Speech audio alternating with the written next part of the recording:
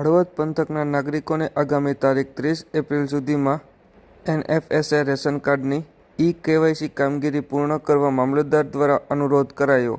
બાબતે પ્રાપ્ત માહિતી મુજબ હળવદ પંથકમાં એનએફએસએ રેશન કાર્ડ ધરાવતા નાગરિકોને હળવદ મામલતદાર દ્વારા આજરોજ ગુરુવારે બપોરે 2 વાગ્યે વિડીયો સંદેશ મારફતે આગામી તારીખ 30 એપ્રિલ સુધીમાં ઈ-કેવાયસીની કામગીરી હળવદ મામલતદાર કચેરી ખાતેથી પૂર્ણ કરવા અનુરોધ કરવામાં આવ્યો છે, જેમાં અત્યાર સુધીમાં કુલ 75% જેટલી કામગીરી પૂર્ણ કરવામાં આવી હોય, જેથી બાકી રહેતા 25% નાગરિકોએ 30 એપ્રિલ પહેલાં ઈ-કેવાયસી કામગીરી પૂર્ણ કરવા અપીલ કરવામાં આવી છે.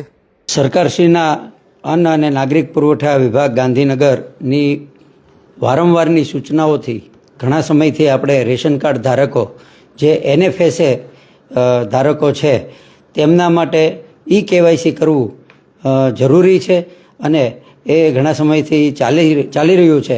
દરેક જિલ્લા તાલુકામાં આ પ્રક્રિયા શરૂ છે.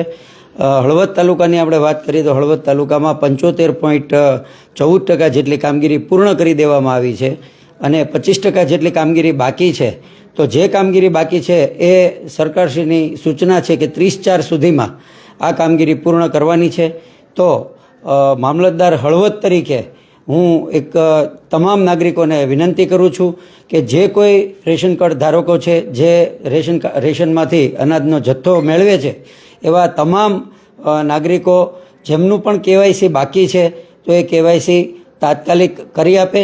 કેવાયસી કરવા માટે તમારા વિસ્તારના જે રેશન શોપ ડીલરો છે, તમારા વિસ્તારના વીસી છે, તમારા વિસ્તારમાં પોસ્ટમેન જે આવતા હોય એ પોસ્ટમેન દ્વારા પણ તમે ઈ-કેવાયસી કરાવી શકો છો. આ ઉપરાંત માય રેશન એપ એમાં પણ તમે જાતે ઈ-કેવાયસી કરી શકો છો. એના માટે જો કદાચ ખ્યાલ ન હોય તો રેશન શોપ ડીલર અથવા તો અમારા મામલતદાર કચેરીનો સંપર્ક કરી અને જાતે પણ તમે માય રેશન શોપમાં પણ તમે ઈ-કેવાયસી અપડેટ કરી શકો છો. અને એ ઉપરાંત મામલતદાર કચેરી ખાતે પણ ઈ-કેવાયસીની કામગીરી શરૂ છે, રજાના દિવસોમાં પણ શરૂ છે. એટલે તમામ નાગરિકોને હું ફરી વિનંતી કરું છું કે તમામ નાગરિકો જેનું ઈ-કેવાયસી બાકી છે એ તમામ નાગરિકો ઝડપથી એમનું ઈ-કેવાયસી પૂર્ણ કરાવે અને તમારા ગામે કેમ્પ પણ કરવામાં આવશે, જેની અહીંથી અમે યાદી તમારા વિસ્તારના રેશન શોપ ડીલરોને આપેલી છે.